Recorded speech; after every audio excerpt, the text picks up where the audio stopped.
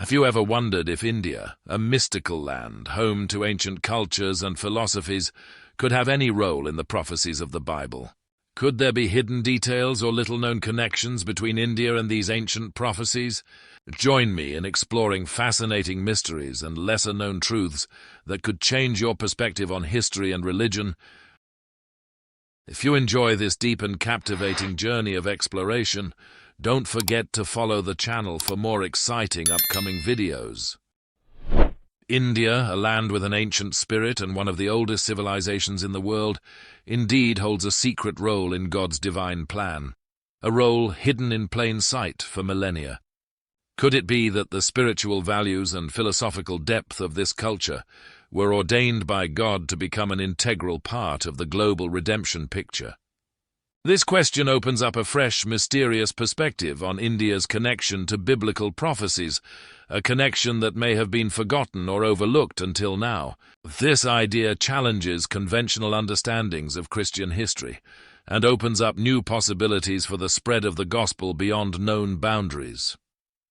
Though India is not specifically mentioned in the Bible, its influence may have quietly woven itself into ancient texts. However, the Bible often uses symbolic and metaphorical language to describe distant lands. Some biblical scholars and researchers suggest that certain ancient texts in the Bible might indirectly refer to lands in South Asia, possibly including India, through phrases like the land of the East or the land of spices and incense, and the descendants of Noah's sons extending not only across the Middle East but also into other regions of the world. For example, in Ezekiel 27:15 and 27:22, certain phrases describe merchants trading in precious goods, fine fabrics, spices, and precious stones, which some believe could refer to India, as ancient India was renowned for its spices, incense, and gemstones. According to Genesis 10, this genealogy shows the resettlement of humanity after the Great Flood, and from here some descendants of Noah are believed to have spread across regions of Europe and Asia. Among them, a branch of Noah's descendants, the lineage of Japheth, is thought to be the ancestor of many distant nations, and the Indo-European peoples, possibly including regions that later became part of India. The records of Japheth and his son Javan indicate a particular connection between India and the ancient world, thereby placing this land within the biblical narrative as part of a network of nations spreading across continents. Furthermore, during biblical times, India was known as a vibrant center of trade and culture. Indian merchants engaged in extensive trade along ancient trade routes, and goods such as spices, gold, and precious stones might have made their way to the Middle East. The legendary wealth of King Solomon in 1 Kings 10:22, according to some researchers, could be associated with valuable goods from India, which was one of the prominent trading civilizations of the time. Thus, India seems to have played an indirect role in fostering the economy and culture of the lands mentioned in the Bible. One of the most intriguing stories about the connection between India and the Bible is the extraordinary missionary journey of Apostle Thomas. Thomas, one of Jesus' 12 close disciples, is known for his doubt when hearing about Jesus' resurrection. He only believed after seeing and touching Jesus' wounds. After witnessing the resurrection and ascension of Jesus, Thomas embarked on a distant journey, crossing familiar boundaries to bring the Christian message to southern India. According to Christian tradition, Thomas arrived in Kerala around 52 AD, initiating not only a missionary endeavor, but also a fusion of Christian faith with the deep spiritual culture of the Indian subcontinent. In Kerala, he established some of the earliest Christian communities, including the Maroma Christians. These followers, who still exist today, proudly claim to be the spiritual descendants of Apostle Thomas, serving as living evidence of the early presence of Christianity in India. The presence of the Maroma Christians suggests that India might have been one of the first nations in the world to hear about Jesus from one of his apostles, even before many regions in Europe. Thomas's journey marked not only the spread of Christianity, but also a historic encounter between two worlds of distinct culture, faith, and philosophy. India, rich in spiritual and philosophical heritage, became a place where Christianity took root, creating a unique part of the global religious legacy. But this is where Thomas's story truly becomes remarkable. His journey to India can be seen as part of fulfilling Jesus' Great Commission, "Go and make disciples of all nations," Matthew 28:19-20. In that era, India was on the edge of the known world, a mystical land with an ancient civilization rich in spiritual knowledge.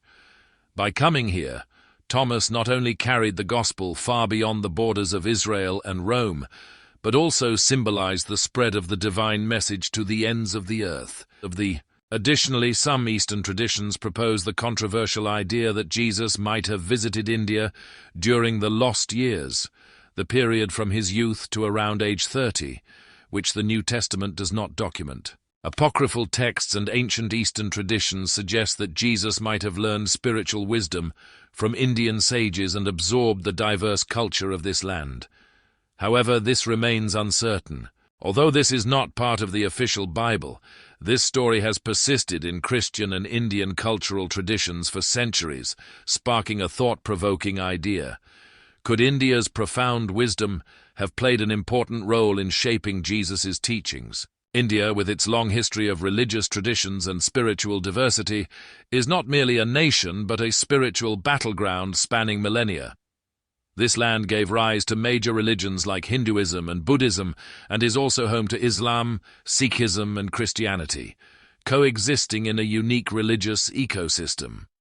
Though rarely mentioned in biblical prophecies, India's role may be more significant than we think. Some theologians believe that India's spiritual diversity could position it as an essential player in Jesus' Great Commission, bringing the gospel to all nations before the end times. And this gospel of the kingdom will be preached in the whole world as a testimony to all nations, and then the end will come. Matthew 24:14. In Revelation 7:9, we see a powerful image of a great multitude from every nation, tribe, people, and language standing before the throne of God.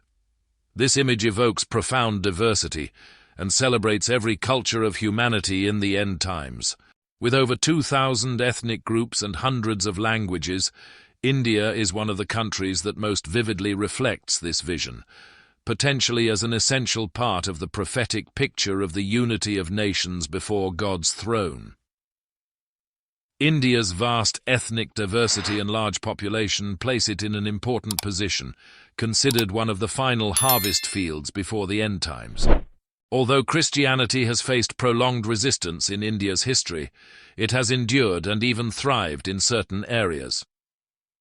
The Maroma Christian communities in Kerala, present since the time of Apostle Thomas, are living proof of Christianity's resilience in this land. In northeast India, Christian believers also flourish, with numbers growing rapidly despite cultural and political challenges. The colonial period played a significant role in spreading Christianity in India. Merchants, explorers, and missionaries from Portugal, the Netherlands, and England brought the gospel to lands that had never heard of Jesus. Missionaries such as William Carey not only spread the faith but also established schools, translated the Bible into local languages, and contributed to the development of education and culture in India. Although colonialism caused deep wounds and controversy, the missionary movement of that era left a strong legacy and reshaped Christianity in India. 36. The image from Revelation of every tribe, nation, and language before the throne of God could highlight India's role, a nation rich in culture, faith, and religion, within the ultimate divine redemption narrative. However, India remains a land where Christianity coexists with other strong traditions like Hinduism, Islam, and Sikhism, raising an important question: could India play a role in end-time events?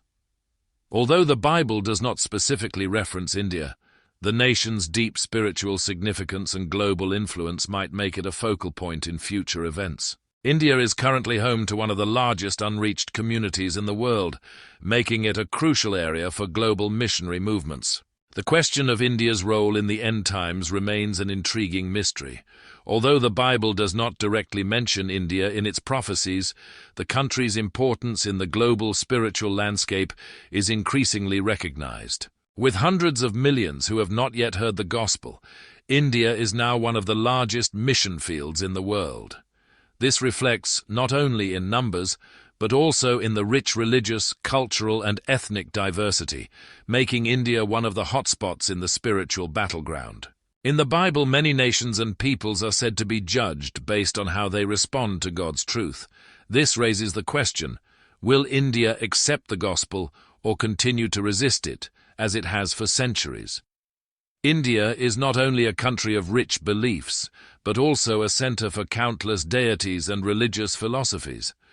The choices India makes in the end times could be significant, as prophecy states that every nation, tribe, and language will have to choose to stand with or against Christ. In Revelation 7:9, the vision of a great multitude from every nation, tribe, people, and language standing before God's throne appears. This image suggests that populous and diverse nations like India will undoubtedly contribute to this final sacred event. With over 1 billion people and a complex spiritual culture, India might become a center not only for gospel outreach, but also a key part in the final judgment. India, with its rich history and spiritual depth, is not only a symbol of ancient values, but might also be a key in God's prophetic future. From historical connections in the Bible to being one of the first lands to receive the gospel, India has been entwined in God's redemptive plan from early on. India's role may soon become clearer as we move closer to the fulfillment of the Great Commission and end-time prophecies. The spiritual battles occurring on Indian soil seem to go beyond ordinary political or cultural conflicts and may be part of a larger divine plan. Here, a polytheistic culture has developed over thousands of years, with each belief intertwined to create a complex spiritual ecosystem. But could there come a day when this nation returns to faith in a single supreme being? If this becomes a reality, India could become a crucial factor in the final harvest before Christ's return, contributing uniquely to the fulfillment of prophecy. Regarded as one of the final harvest fields, India presents a meaningful possibility on a global scale where the Christian faith could reach the broadest layers of the population. A spiritual awakening in this billion-strong nation is not only a religious phenomenon but could also be a greater sign of the completion of God's plan. End-time prophecies in the Bible describe the unity of all nations before God's throne.